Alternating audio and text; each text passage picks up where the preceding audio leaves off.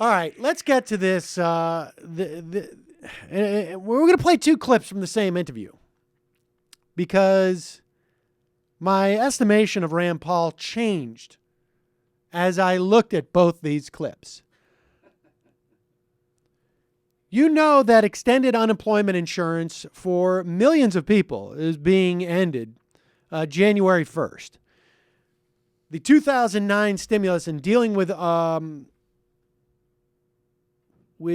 unprecedented unemployment that we had seen in the past, 15 years, 20 years, more, provided for an extension of unemployment benefits beyond the normal 26 weeks and then maybe emergency provisions that different states had to 99 weeks. That money is running out. We still have millions of people who are going to lose their unemployment insurance on January 1st, and then I think another 800,000 in the or another I'm not sure how much in the first quarter of 2014. So here is Rand Paul being asked, do you think this is a problem? This is on Fox News, and I saw this on America Blog. So this is the first clip of that interview. Senator, let me ask you a direct question. Do you support extending unemployment benefits, or would you let 1.3 million Americans lose those benefits before the end of the year? I do support unemployment benefits for the 26 weeks that they're paid for. If you extend it beyond that, you do a disservice to these workers. You see that by providing people some type of ability to buy things like food or pay their rent or, I don't know, get their shirt pressed if they're going in for a job interview or putting out resumes, you're doing a disservice to them. And I saw this and I thought, Rand Paul, what an a-hole. It's a disservice if you allow them to maintain heat or electricity in their apartment. Everyone knows when you're unemployed, you don't want the ability to watch TV or read because they'll keep you from getting a job. So I thought this guy is a total a-hole, but I was like, you know what? This may be unfair because that clip seems to end rather abruptly. Let me see if I can find the context in which he says that or where it continues. And then I heard this clip, which showed me that, no, he's not just an a-hole. He's an idiot.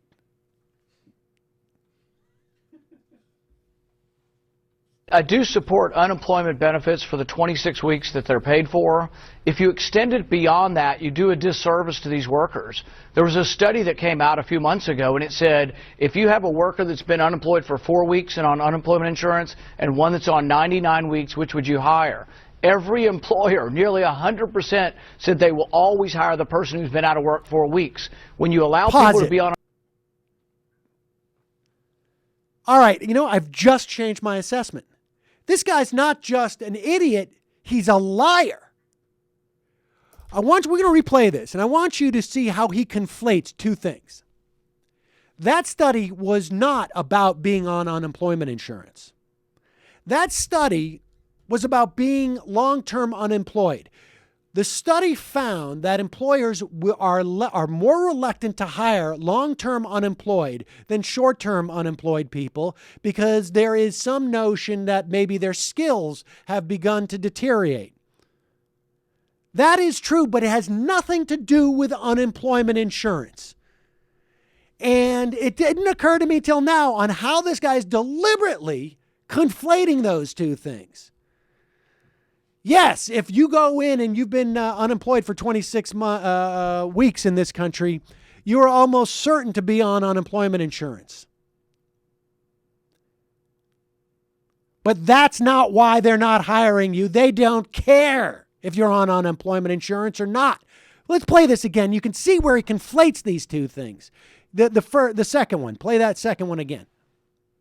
I do support unemployment benefits for the 26 weeks that they're paid for. If you extend it beyond that, you do a disservice to these workers. There was a study that came out a few months ago, and it said if you have a worker that's been unemployed for 4 weeks and on unemployment insurance and one that's on 99 weeks, which would you hire?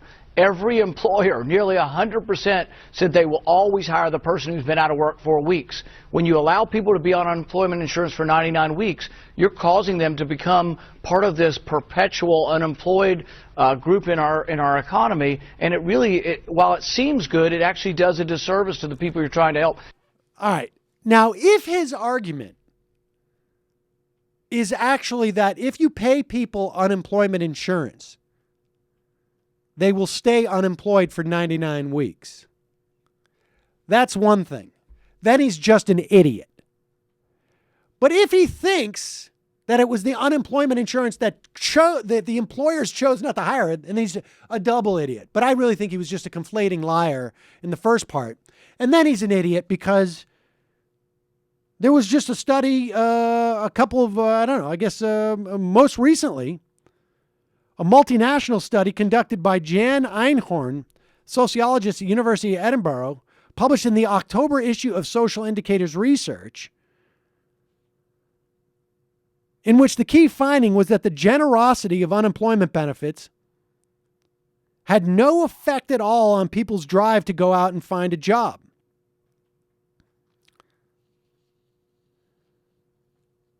Quote, this means that claims about unemployment benefits resulting in complacent unemployed people who choose the situation and would be satisfied with it cannot be retained uncritically. In other words, anybody who makes that argument that unemployment insurance causes people to stay unemployed are an idiot.